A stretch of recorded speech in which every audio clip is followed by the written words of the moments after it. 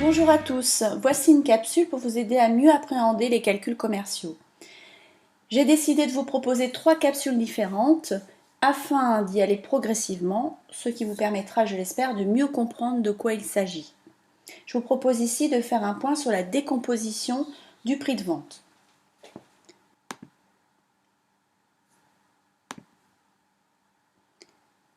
Alors, tout d'abord, vous devez vous familiariser avec le vocabulaire, car je pars du principe que lorsqu'on connaît toutes les pièces d'un puzzle, c'est toujours plus facile de le construire. Donc, dans vos exercices, quand on vous parle de prix de vente, il s'agit du prix de vente d'un produit. Celui-ci peut être hors taxe ou TTC, c'est-à-dire toute taxe comprise. Lorsqu'on parle du chiffre d'affaires, là, cette fois, on parle de l'ensemble de produits. Donc, il s'agit du prix de plusieurs produits. Il peut être également hors taxe ou TTC. Lorsqu'on vous parle de prix d'achat, il s'agit du prix auquel le magasin va acheter son produit au fournisseur, qui peut être soit un producteur, soit un fabricant. Et enfin, le coût d'achat. Ce coût d'achat, lui, il comprend le prix des matières premières qui permettent la production ou la fabrication d'un produit. Alors concrètement, que se passe-t-il ? Voici avec des exemples imagés pour mieux comprendre ce qu'on vient de dire en termes de vocabulaire. Alors, pour commencer, lorsque j'achète ou lorsque je vends un œuf en chocolat à 6,99 €, je parle de prix de vente. Ce prix de vente peut être exprimé en hors taxe ou en TTC. Par contre, lorsque je vends, donc là je suis dans le contexte d'un magasin, j'ai vendu 150 œufs en chocolat cette semaine, j'ai réalisé un chiffre d'affaires de plus de 1000 €. Ça veut dire que là, je parle d'une quantité de produits. Lorsque j'ai acheté 159 en chocolat pour Pâques à 3 € pièce, cette fois, je parle du prix que m'a coûté le produit, donc auprès du fournisseur. Donc là, je parle de prix d'achat. Et enfin, pour réaliser mes œufs en chocolat, j'ai utilisé un certain nombre de matières premières, comme du chocolat, des œufs, du lait. J'ai utilisé de l'électricité, je peux avoir utilisé un batteur et d'autres éléments, d'autres ingrédients, ça peut être de la noisette, ça peut être plein d'autres choses. Donc l'ensemble de ces frais représente, eux, ce qu'on appelle le coût d'achat de mes œufs en chocolat une fois qu'ils sont terminés, donc de mon produit fini.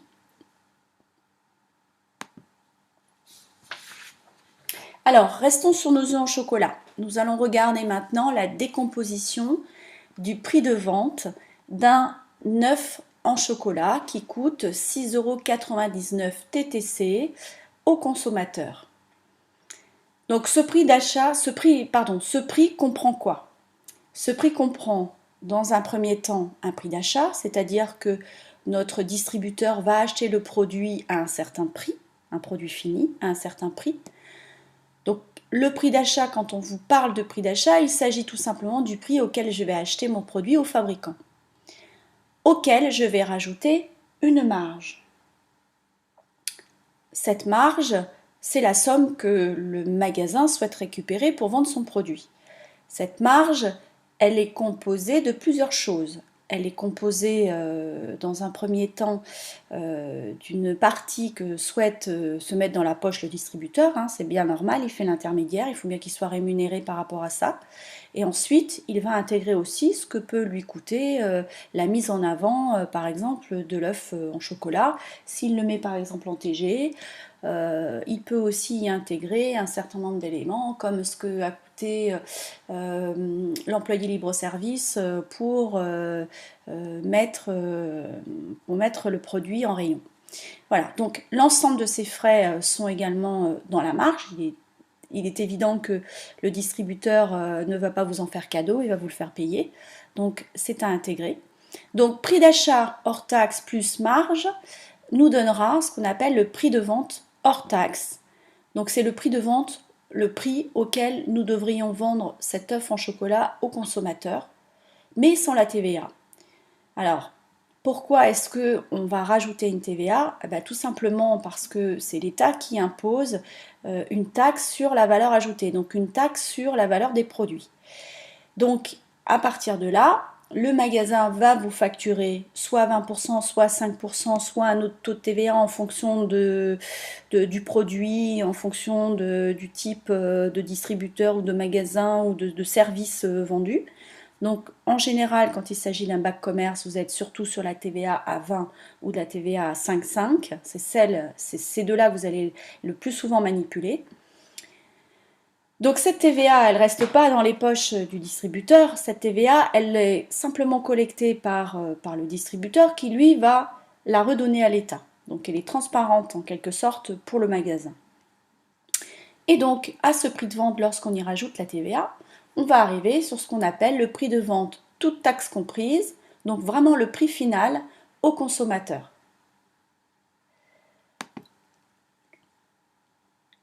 Alors, ce prix de vente TTC de 6,99,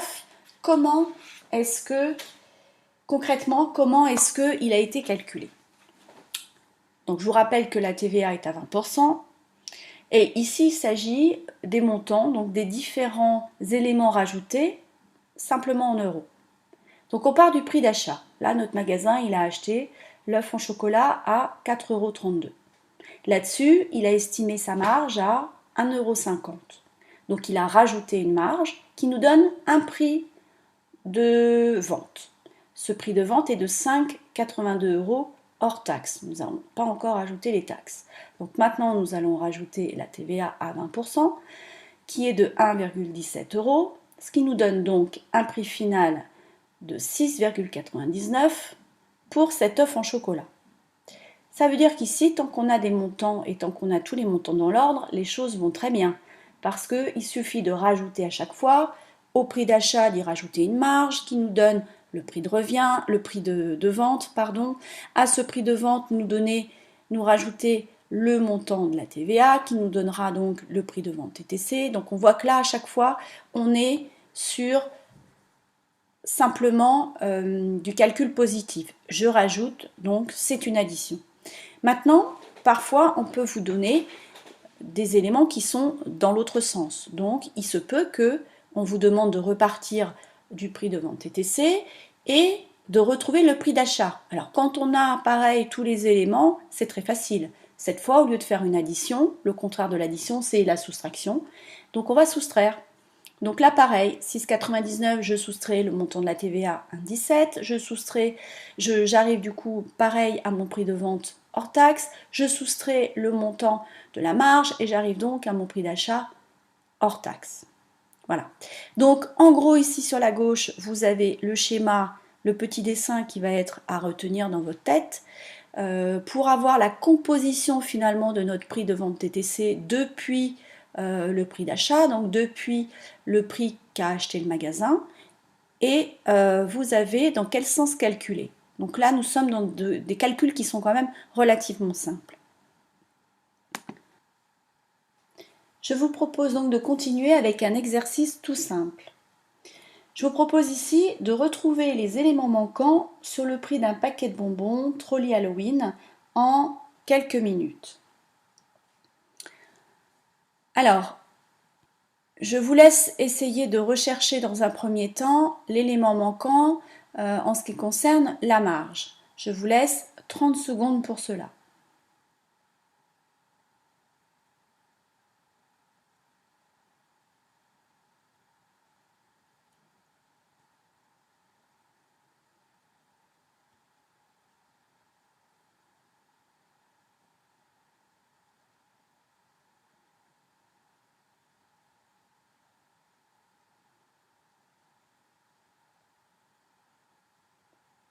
Maintenant, je vous laisse retrouver également le prix de vente TTC à partir des éléments qui sont fournis, qui sont encore plus simples. Là aussi, je vous laisse environ 30 secondes.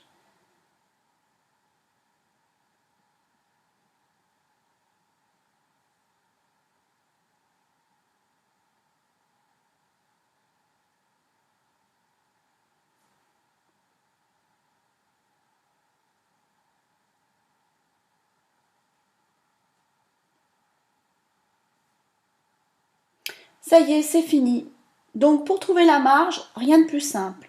Ici, j'ai soustrait 5,32 à 4,81, ce qui me donne une marge de 0,51.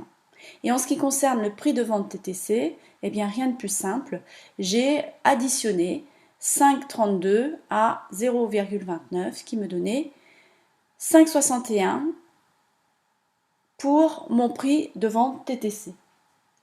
Alors, concernant la marge, j'avais aussi la possibilité de vous faire trouver ce 0,29 en vous demandant de calculer à partir du taux de TVA le montant de cette marge. Donc je vais vous laisser là encore 30 secondes pour réfléchir, pour que vous arriviez à retrouver comment j'ai fait pour trouver cette marge de 0,29. C'est parti.